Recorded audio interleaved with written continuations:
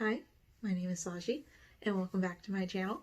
So in this video I decided to make kind of like a how did I get pregnant, how was IVF type video, because I know when I was going through it I would YouTube and Google everything. Like any little question that popped in my head I was like, okay, what does Google say to do? Or like that's where I found most of my infertility vloggers, is by watching their journey. So I just want to help anyone else that's going through IVF. I personally did Invocell.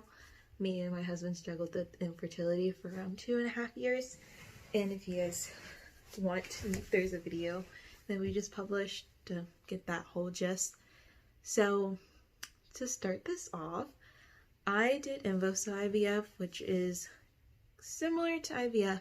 The only difference is that your embryos go into the little device and then it goes into your uterus and it sits there for 5 days while they incubate. They take it out and then they see what you have. Same thing, same retrieval process. It is less medication, so it does make it a little bit cheaper. Medication is very expensive if you didn't know that. I think that's a big part that people don't consider when doing IVF. Like, IVF itself is expensive, plus medication. So in this video, I was going to go through the top 10 questions that people really have going through it, that I know I had for sure. So I started my cycle back in August. I really didn't know much about it.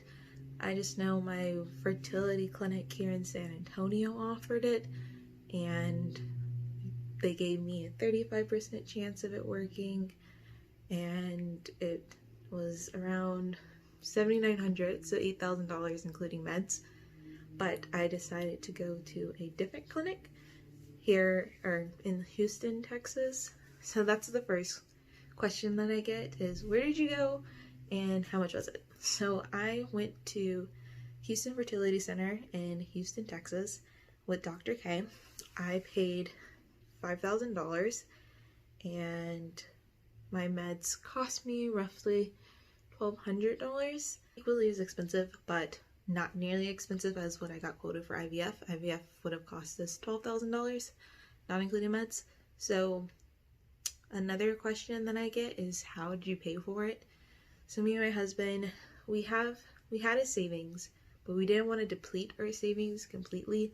So he actually decided to sell his truck for me, which covered, like, the amount that he got for his truck covered the base price of the $5,000, which is really nice. Like, I'm so thankful that he was willing to do that for me, well, for us. And then for the medication, we just used our credit cards. We're actually still paying it off. We just split it in half, so it's not that bad. We could have paid it off. We just haven't. So I drove from San Antonio to Houston, which I know a lot of people do travel for their Invocell IVF because it's not always in their hometown.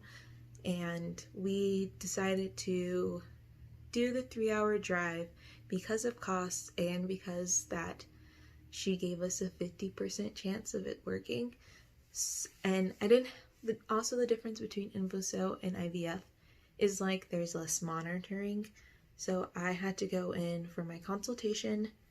I had to go in for my sonohystogram, and then while I was doing my stimming, which is when you're injecting yourself, I had to go 3 times, and then my retrieval and then my transfer.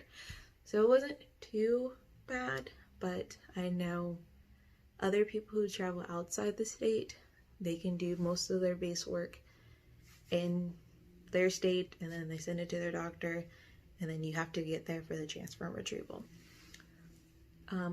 Third question that I get a lot, or people ask a lot, is what's the consultation like? So the consultation is really quick and easy.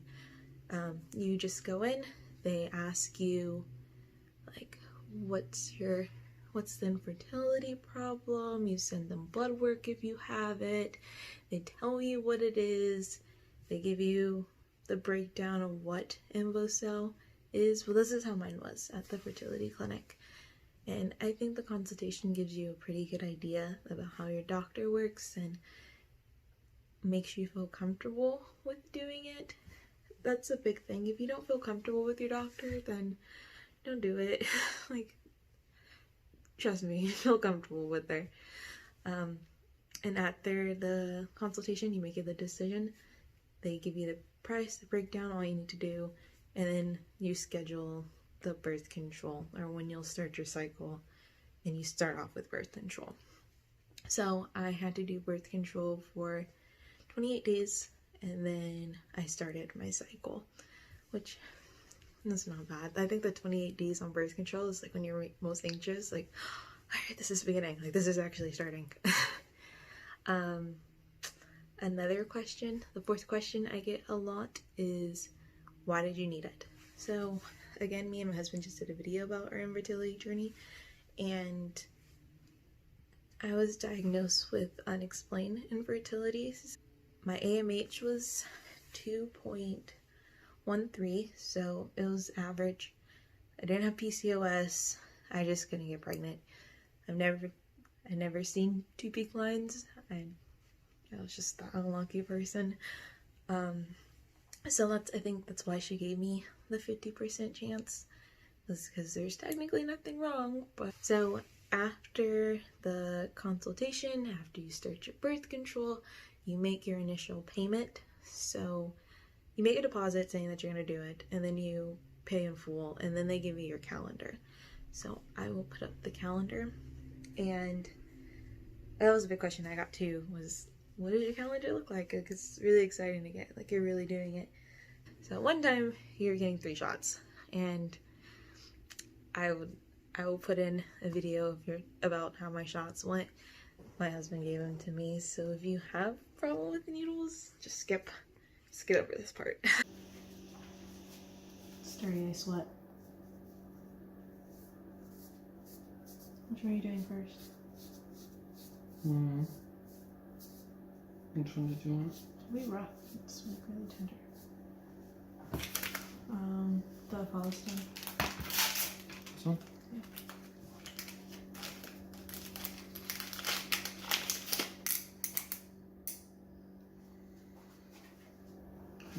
You ready? Yeah. 1, 2, 3.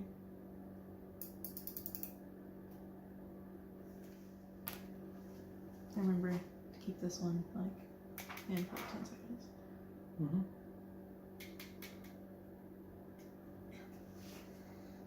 What's this one? Why do you grab it like that? You're supposed to be like this. Hmm? You're supposed to be like this. No. Alright. Ready? Yeah. 1, 2, 3. Ow! Ow! Ow! Ow! My gosh, that hurt! That was a lot. That's 1 ml. It's a lot.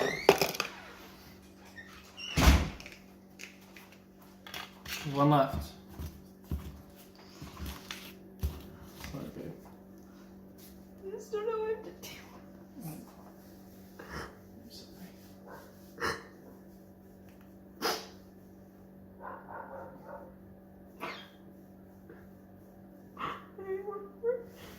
Hmm? Good boy.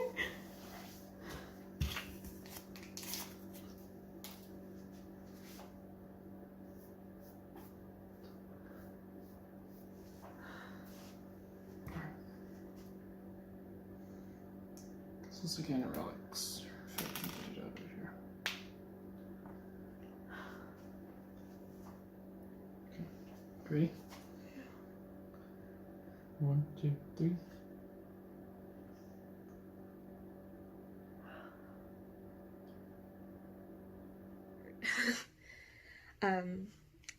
Then once you finish the ganirelix, the follicle and the menopause, you go in for your ultrasound, your baseline, to see how many follicles are growing. So for me, I had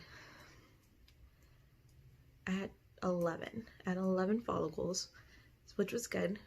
I will take it. I think when you go in, you should expect to get half that amount of eggs. So I expected around like 5 to 6 eggs retrieved, which I'll take that too. I just needed one, and I didn't need all 5 or all 11. So I did my baseline, everything looked good, and then we went and did my trigger shot. The trigger is the most exciting, I feel like, because you're basically releasing those eggs. That's what the trigger shot's for, and you're that much closer, you're that much closer to having your little M babies. After the trigger shot, you wait 48 hours, and then you do your egg retrieval. So another question that is really asked is, how was your retrieval? I was put to sleep. For me, when I woke up, I just remember the first thing I asked was like, did I get any? Like, are they good? Like, don't lie to me. Just, how did I do? So I had 6 retrieved. 1 was bad, so they didn't even bother putting it in the device. They only put 5. So I had 5 in the device. I went home. I tried not to stress, which is the hardest part. All you're thinking is like, oh my gosh, like I'm growing my babies. Like, I don't know what I have to do. I'm just gonna sit. I'm not gonna mess anything up. The relief of getting the device out on transfer day, oh my gosh, amazing. But also, the anxiety level was through the roof, because you don't know. The difference between IVF is that you have the embryologist constantly calling you every day and telling you, like, this is how many you grew, this is how many was fertilized. But in Invocell, you don't know. You are kind of just doing the waiting game for those 5 days. Like, I hope they're growing. I hope they fertilized. Like, I just hope something's happening. Which, by the time I got to transfer, my mom actually flew out. She flew out from California for my transfer date. How many people can say your mom was there when you got pregnant? But my mom was there, and she even took a video of me. I looked like I was like hyperventilating, like just give me one. I just want one. And the doctor came in. She's like, you have 2. You have 2 embryos, and you can transfer both if you want. I'm like, thank the heavens, oh my gosh. It was the biggest relief. I couldn't stop smiling. I was like, oh my gosh, thank you. So they tell you your number, you go back in to your transfer room, which is kind of like, if you've ever done like IUI, it's basically the same thing. Like, you lay down on the table, spread them, and they like insert the catheter with your babies inside, and you can't pee, so you need a full bladder. So my bladder was ridiculously full, and it was taking forever for them to get the catheter in. I swear I was gonna pee on myself. Like, I was expecting it. It was just bad. Either way, it took like 20 minutes for them to finally get it in, and that was it. You lay there for 5 minutes, and then you get up, and that's it. I got Olive Garden after, because people say you should eat something salty, like McDonald's French fries. It's really just the salt. I think it's a myth, but I did it. I did every little what's the superstition to make it work. And I took 2 days off of work after my transfer. 2 days after, I had a strong feeling that I got it implanted. I was at work, and I got this horrible hot flash. Like, it lasted 40 minutes, and I just was sweating.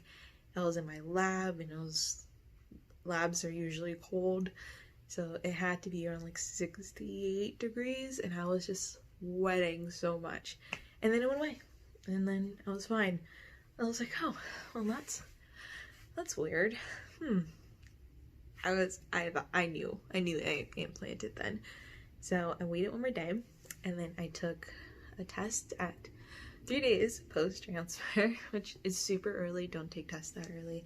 But first, I seen nothing, and then I went to lunch, I was sitting in my car, I looked at it again. I was like, I swear I see a faint line. Like, I swear I see something.